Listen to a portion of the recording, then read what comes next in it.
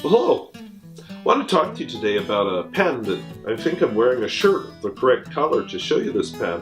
It's a Kaweco Sport. Now I just have the cheap plastic version. I looked at an all sport. In fact, I ordered one once and it never arrived and I ended up getting my money back. But I am perfectly content with the plastic one. Now what makes a Kaweco pen sort of different is when you uncap it, this is short. You have to post it to write. And then it's a moderately normal sized pen. This is what they call a pocket pen. It's meant to be short, like a lipstick, to fit in your pocket. I don't really wear lipstick, but that's what I'm told. So since size is such a big deal, let's compare it to my benchmark. If I compare it to a Noodler's Conrad, capped, I'd say that the Noodler's Conrad has an inch, maybe an inch and a quarter on the Kaweco.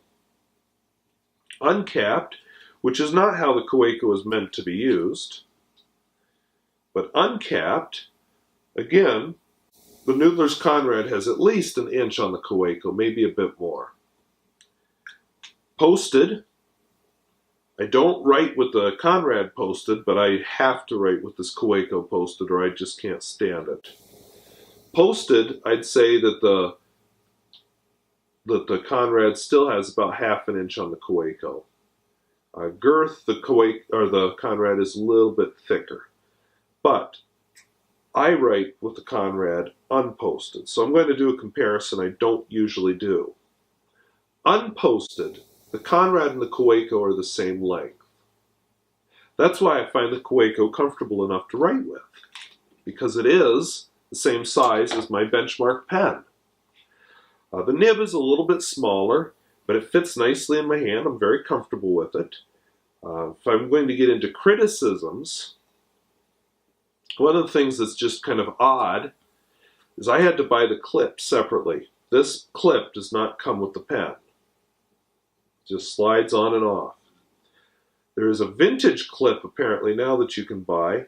Like I said, when I tried to buy that Kaweco All Sport, I wanted to get the one with the denim, sort of a aged looking finish. I decided to get the vintage clip too. It never showed up, so I have no idea how it turned out, but yeah. So criticism, that's one thing it's odd, but I can live with it. The other criticism I have, this is just about has to be a cartridge pen. Now, I'm somebody who likes to use a built-in filling mechanism. I use a converter if I have to. I tried using the it's a squeeze converter. It's an aerometric puppy. And what I don't like is it's very hard to get a full fill with this. And I'm going to demonstrate filling because this just drives me crazy. And once I fill it, usually I splash a couple of drops of ink everywhere because if you looked at my floor after every time I filled this, there's ink on the floor. It doesn't happen with other pens. And I don't know if it's because I'm putting this back on and accidentally squeezing it or what, but I hate the converter in this pen. The single biggest reason this pen doesn't get more use is that terrible converter. Now I just don't like cartridges, so I don't use them. So I'm hoping someday, I've heard rumors that Kaweco is working on a piston fill pen, and I hope that's true. If they build a piston fill version of this, I think I would buy it. And this guy would just sit on the shelf somewhere. So I'll do a writing sample and then I'm going to do a filling demonstration. I hope to see you later. I'm going to ink up the Kaweco Sport. I have a J. Urban, some kind of scented ink. It's I don't even know what it's called. Some kind of orangey flavor, scented, sampley, inky thing. Anywho, this is that horrible aerometric converter I talked about. And I'm about to show you why I don't like it. So I'm going to unscrew the cap. Yes, I'm going to narrate every step I do. What you do is you squeeze it, try and get as much air out as you can, stick the nib in, and whoosh. Oh, wow, I filled it up 1/4 of an inch. Now one of the tricks I discovered, because there's several I'm going to share here, is to squeeze it out, try again. Then you get a little higher, but it also sucks in air with it. I don't know where that air comes from, but that's what happens. So then I found out one day, I got to thinking, What if I turn it upside down? Now this gets a little bit messy, but it gives you an idea how much ink I've actually already absorbed. But I started to squeeze it till I just barely see ink coming out the top. Stick it in again. And now I can get a decent fill. It's still not perfect, but I've filled it. Yeah. And there is an ink blob already on the nib. I told you it does that. So rather than have you experience it, we'll just wipe it off. So this is an orange scented ink.